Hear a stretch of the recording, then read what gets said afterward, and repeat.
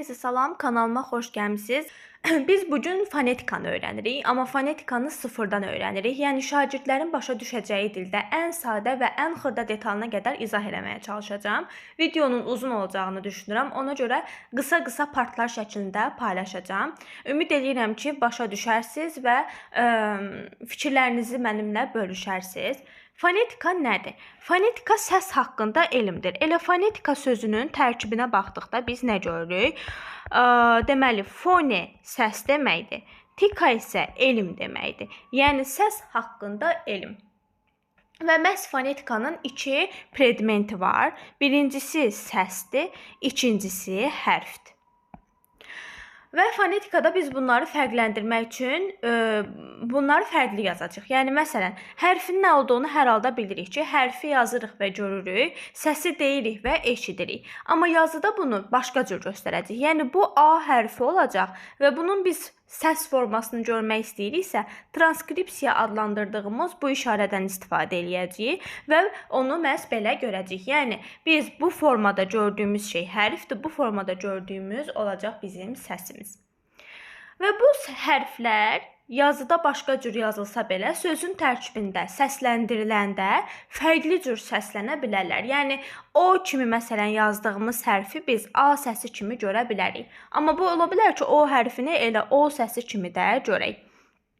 Və yaxud O hərfini ümumiyyətlə sözün tərkibindən düşdüyünü görə bilərik tələffüz zamanı. Yəni, bu sözlərin tələffüz formasına görə fərqləridir. Gəlin biz bunlara baxaq. Tələffüz formasına görə sözlər kəmiyyətə görə fərqlənə bilər. Kəmiyyətə görə fərqlənmə nədir? Kəmiyyət elə adın üstündədir. Say. Yəni sayına görə fərqlənir. Məsələn, yazıram saat.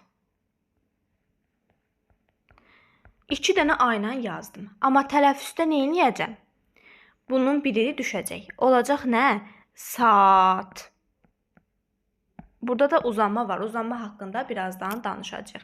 Yəni, nə görürəm? 4 dənə hərf görürəm. 3 səs görürəm. Yəni, burada nə baş verdi? Səs düşümü. Bunu nə dedik biz? Deməli, yazırıq bura nə? Səs düşümü. Və kəmiyyət fərqi səs artımında da ola bilər. Məsələn, yazıram nə? Yazaq tutaq ki, A ilə tələffüzdə nə olacaq? A ilə. Yəni, burada səs artımı baş verdi. Yazıram nə? Səs artımı. Burada neçə hərf var? Deməli, 4 hərfimiz var. Amma 5 səsimiz var. Baxın, burada hərflərin sayı səslərin sayından çox oldu. Amma burada hərflərin sayı səslərin sayından az oldu. Yəni, burada səs artımı baş verib, burada isə səs düşümü baş verib. Yəni, sizə testlərdə, məsələn, toplu suallarında belə verə bilər ki, hansı sözdə hərflərin sayı səslərin sayından çoxdur. Yəni, orada səs düşümü baş verib. Və bu da nə olacaq bizdə? Kəmiyyət fərqi. Yəni, baxın, burada say fərqləri baş verir. Eyni say deyil. Kəmiyyət fərqi belə. Keçək keyfiyyət fərqinə. Keyfiyyət. Keyfiyyət fərqi odur ki, bir hərf yazıldığından fərqli cür tələffüz olunacaq. Yəni, burada səs düşümü və yaxud səs artımı olmayacaq. Səslərin, hərflərin sayı bərabərdir. Sadəcə burada səs dəyişimi baş verir. Məsələn, deyirəm ki, tutaq ki, yazaq ki, nəmdən. Amma tələffüzdə nə deyəcəm? Nəmdən. İndi gəlin bunu qırmızı ilə göstərin. Baxın, buradakı D hərfi çevrildə oldu nə? N hərfi. D hərfinin N səsinə çevrildiyini görürük. Yəni, bu nə oldu artıq? Keyfiyyət fərqi. Sadəcə nə oldu? Dəyişdi. Belə. Amma elə sözlər ola bilər ki, yəni bu sırf belə bir qayda yoxdur ki, səs dəyişimi olan sözdə, yəni keyfiyyət fərqi olan sözdə kəmiyyət fərqi ola bilməz. Xeyr, elə bir şey yoxdur. Yəni hər ikisini biz eyni sözün tərkibində görə bilərik. Məsələn, deyirəm ki, təəssüflə.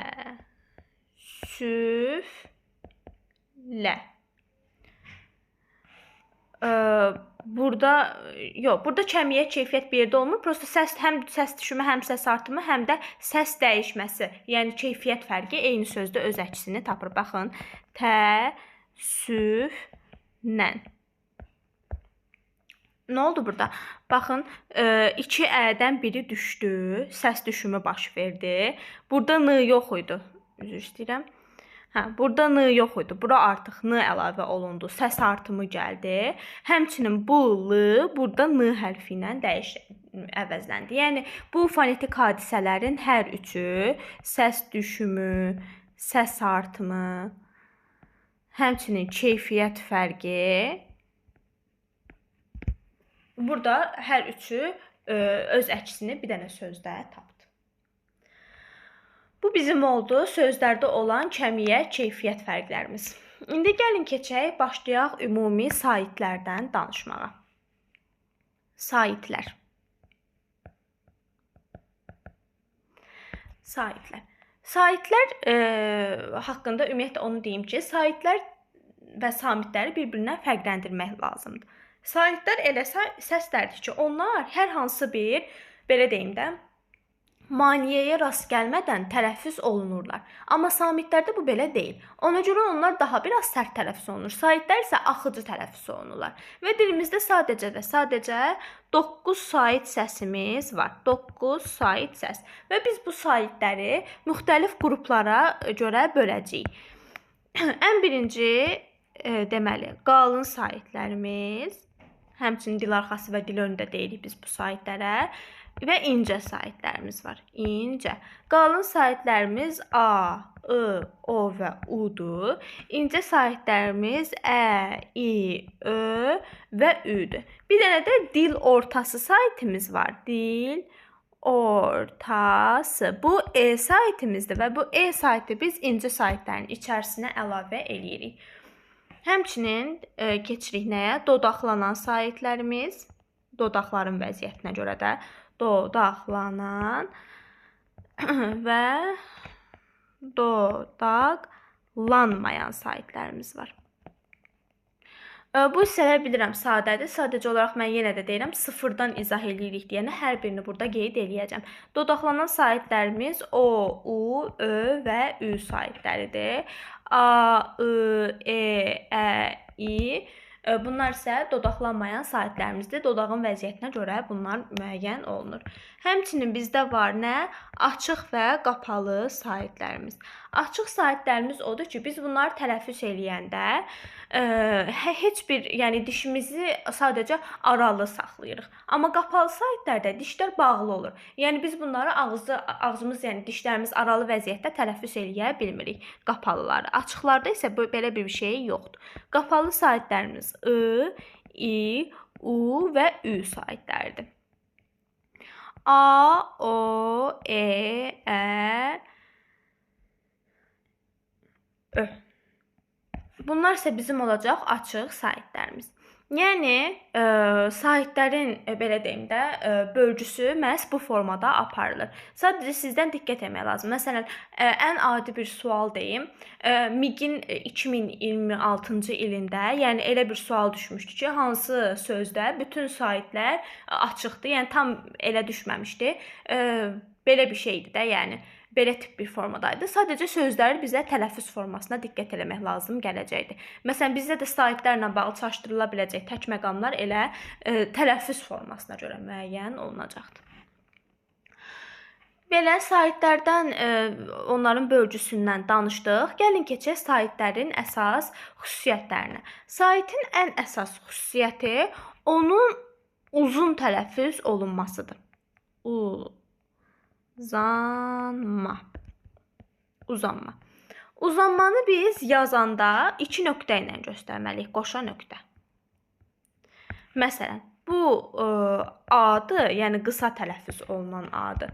Bu isə uzun tələffüz olunan A səsimiz olacaq. Və əgər biz sözdə uzanma varsa, məsələn, saat sözünü bayaq yazmışdıq da, əgər mən bunun tələffüz formasını bu formada yazsaydım, bu olacaqdı yanlış. bu forması doğrudur. Yəni uzanmanı biz əgər göstərmiriksə, həmin sözün belə deyim də, uzanma formasını səhv yazmış oluruq. Və topluda da məhz bu tip suallar var ki, sırf uzanmanı göstərməyib deyənə həmin sözün tələffüzünü biz doğru götürmürük. Uzanma bütün saitlərə aid olan xüsusiyyət deyil. Dilimizdə iki saitimiz var ki, ı saitləri və ü saitləri. Bunları yaxşı-yaxşı qeyd eləyin. Bunlarda nədir? Uzanma yoxdur. Uzanma yoxdur. Yəni bunlar uzun tələffüz olunmurlar. Və uzanma, yenə də deyirəm, qoşa nöqtə ilə göstərilir və daha çox iki səsdən biri düşəndə özünü göstərir. Amma belə adi tələffüz formasında da biz uzanmanı görə bilərik.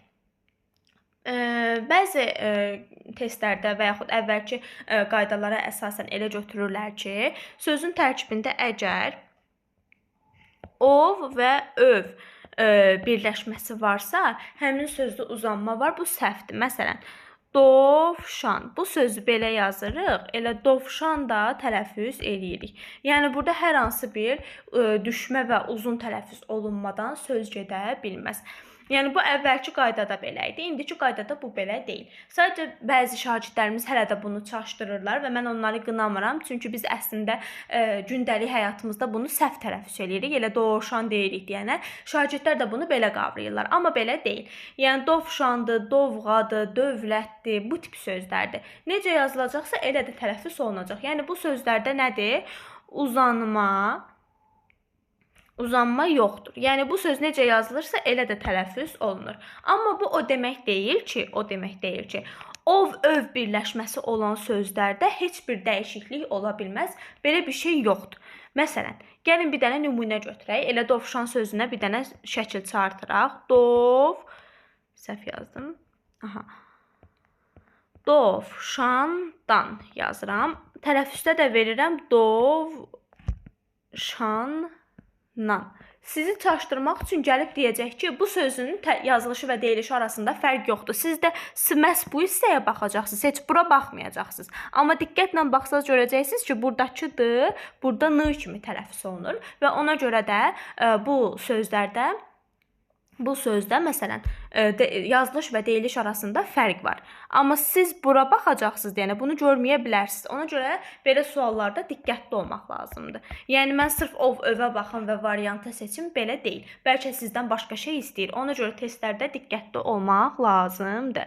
Və dilimizdə bu uzanmadan danışmışkən belə bir şey deyim ki, bizim xalqımızda, yəni insanlarımız bəzi sözlər var ki, bunları səhv tələffüz edirlər və uzanma ilə göstərirlər. Amma bu sözlərdə uzanma yoxdur.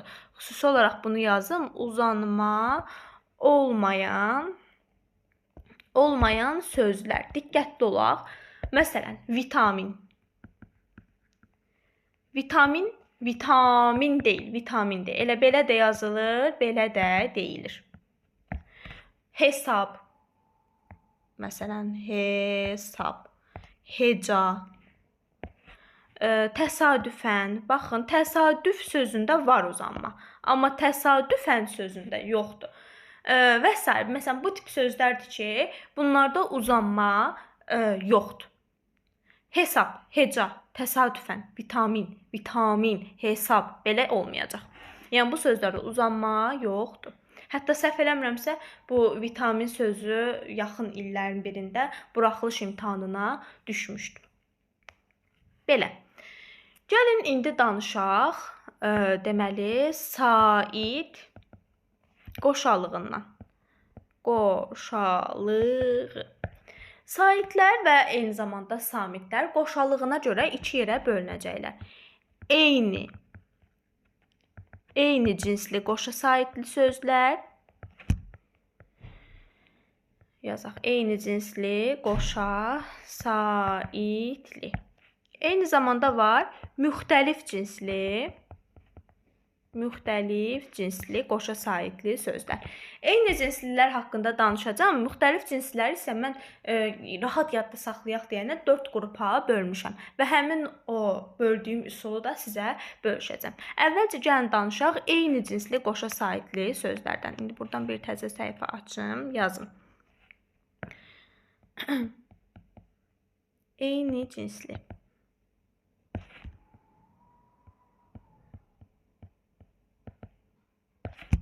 Baxın, eyni cinsli qoşa saitlik nə deməkdir? Yəni burada eyni saitləri biz qoşa variantda görəcəyik. A, ə, i və s.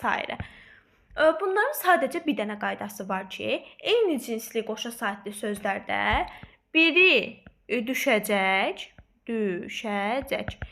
biri uzun tələffüz olunacaq. Uzun tələffüz olunacaq. Məsələn, yazıram ki, tutaq ki, əmtə. Tələffüzdə də nə olacaq? Əmtə. Yəni, biri düşəcək, digəri uzun tələffüz olunacaq. Və yaxud, təbii. Bunlardan biri düşəcək, təbii. Biri uzun tələffüz olunacaq. Amma bəzən bunu çaşdırmaq üçün belə verirlər. Təbii. Bu belə deyil. Doğru variantı bunun belədir. Bu deyil. Deməli, nə qaydası öyrəndik? Eyni cinsli qoşa saitli sözlərdə saitlərdən biri düşəcək, digəri uzun tələffüz olunacaq. Amma bəzən istisna sözlər bizim qabağımıza çıxa bilər. Bu da necə olacaq? Mürəkkəb sözlərin strukturuna baxanda, mürəkkəb söz nədir? İki sözü birləşir. İki sözdür birləşir. Elə ola bilər ki, birinin son saiti ilə o biri sözün əvvəlci saiti bir-birinə eyni olar. Burada da artıq qoşa saitlilik yaranacaq, eyni cinsli. Amma onlardan biri düşüb, biri uzun tələffüz olunmayacaq. Ən sadə bir nümunəyə baxaq. Ba şəkilçisi ilə düzələn bir mürəkkəb söz götürürəm. Məsələn, anbaan. Anbaan. Bunun tələffüzü də elə anbaan olacaq. Yəni, burada hər hansı bir düşmə, uzun tələffüz olunma yoxdur. Yəni, belə istisna hallarımız ola bilər. Yəni, mən sizə məsələn, indi qayda dedim ki, saitlərdən biri düşür, digəri uzun tələffüz olunur. Amma bu həmişə belə deyil. Yəni, Azərbaycan dili geniş bir dildir və burada hər cür şeyin biz istisnasını görə bilərik. Yəni, bunu mən sırf əlimdə qayda kimi tutum. Testi ancaq bu qayda ilə yazım, yoxdur. Yəni, hər bir qaydanın istisnası vardır. Bu da elə istisnalardan biridir. Gəlin keçək indi müxtəlif cinsli qoşa saitli sözlərə.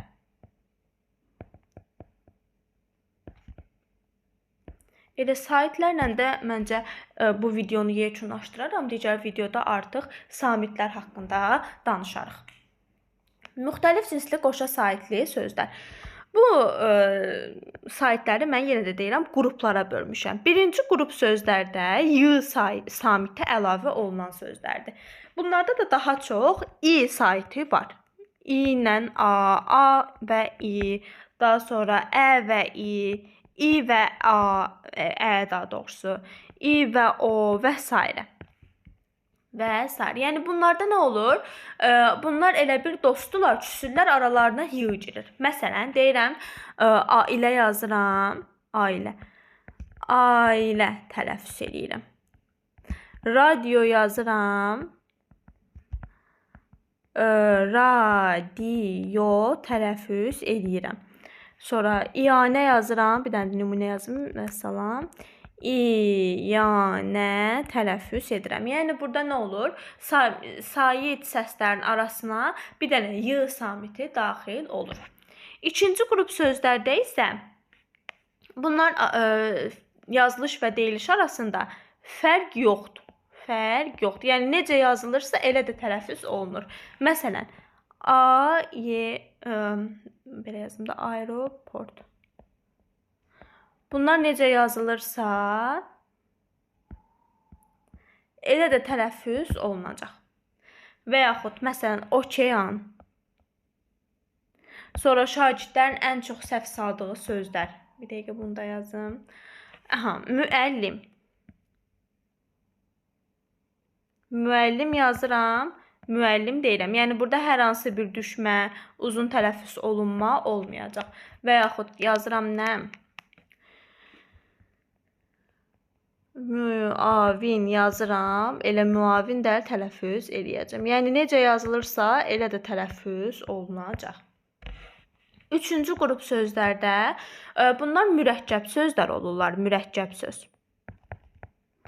Və mürəkkəb sözdən bayaq dediyim kimi bir sait sonda birinci sözün son hərfi saitdir, o biri sözün də birinci hərfi yenə saitdir. Ona görə orada bir qoşa saitlilik yaranır.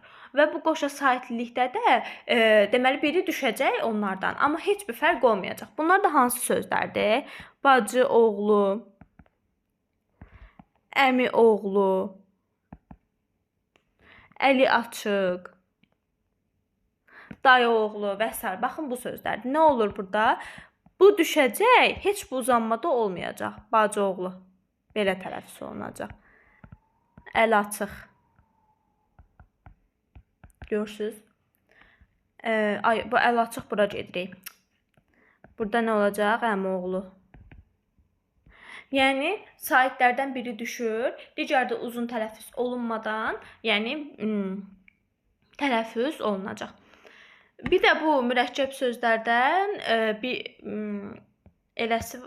belə bəzi sözlər də var ki, bunlarda da eyni baxın bu sözlər kimidir. Heç bir fərq olmadan tələffüz olunurlar. Baxın, şücaət, şücaət, bəraət,